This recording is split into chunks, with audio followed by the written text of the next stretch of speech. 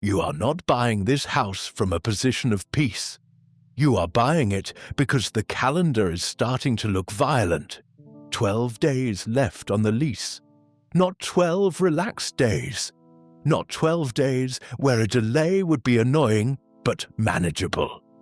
12 days before the rent on your current place ends, the move-out cleaners get booked, the landlord starts asking about keys, and the backup options get humiliating fast. So when the closing date finally sticks, everybody around you says the same thing. Congratulations, you did it. What a relief. And for about 3 minutes, it really does feel like relief. Then the pressure changes shape. Because the house is not just a house. It is the only thing standing between you and a housing mess you cannot afford to have in front of anyone. That is what makes this kind of closing feel different. You are not stepping into home ownership with a cushion. You are landing on a tiny platform over a drop. And if anything slips, there is no Plan B waiting underneath. Most people imagine a home purchase as a long, proud transition. Boxes packed neatly. Utilities scheduled. A little overlap between the old place and the new one. Enough breathing room to solve problems like an adult with functioning nerves. But a last-minute close before a lease deadline does not feel like that. It feels like trying to drag your entire life across a finish line before the building behind you disappears. You are still wiring money, still signing forms, still checking email every 10 minutes, still wondering whether the lender will ask for one more document, one more bank statement, one more explanation for a transfer you already explained twice. At the same time, your current life is ending on schedule. The rent does not care that underwriting is still touching the file. The landlord does not care that the title company is slow. The moving truck does not care that the clear to close came in later than it should have. That is why people in this window are so emotionally wrecked even when the deal technically works. They are living inside 2 deadlines at once.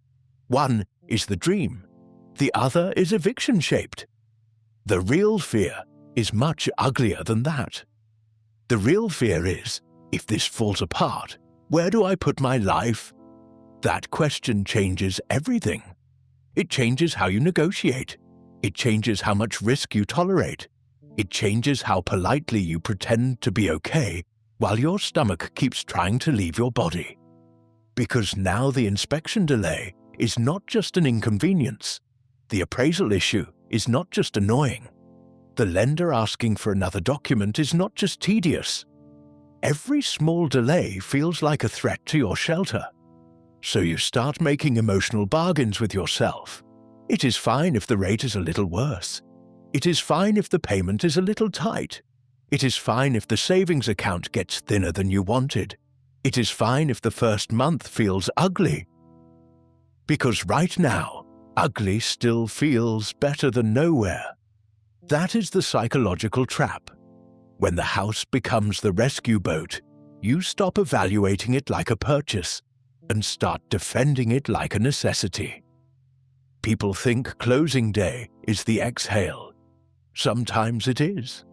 But if you closed with only 12 days left on the lease, it can feel more like your body forgot how to slow down. You sign the papers, you shake hands, you get the keys, you maybe even smile for the photo. And then your brain immediately opens 5 new tabs. How fast can we move? Did the utility transfer actually go through? Can we get internet installed in time? Do we still need a storage unit?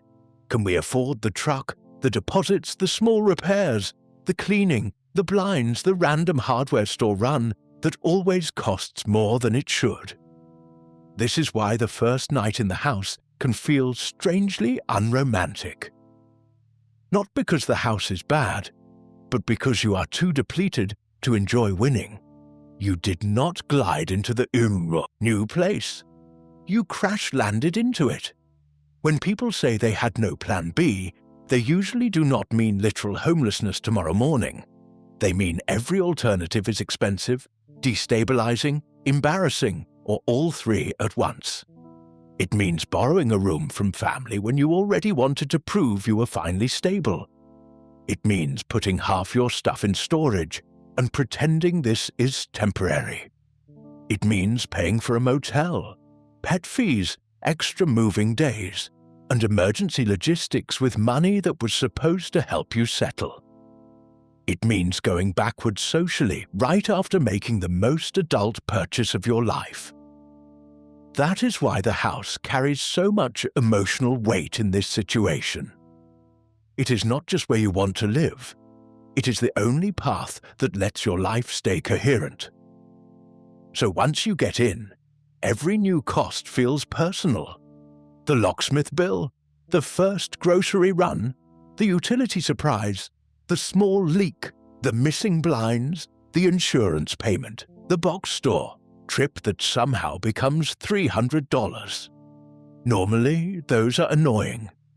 In this situation, they feel like the universe testing whether you actually deserved to make it through the door. That is the part people rarely admit. There is gratitude, yes. But there is also a strange tension. Because the house did save you from one problem. At the same time, it introduced a whole new economy of stress. Now the payment is real. The maintenance is real.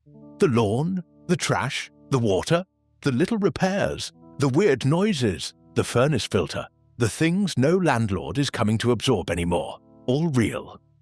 And you are meeting all of that while still physically recovering from a compressed move and mentally recovering from weeks of uncertainty. So if somebody tells you, you should just be happy you got the house, it can sound almost insulting. Because yes, you got the house.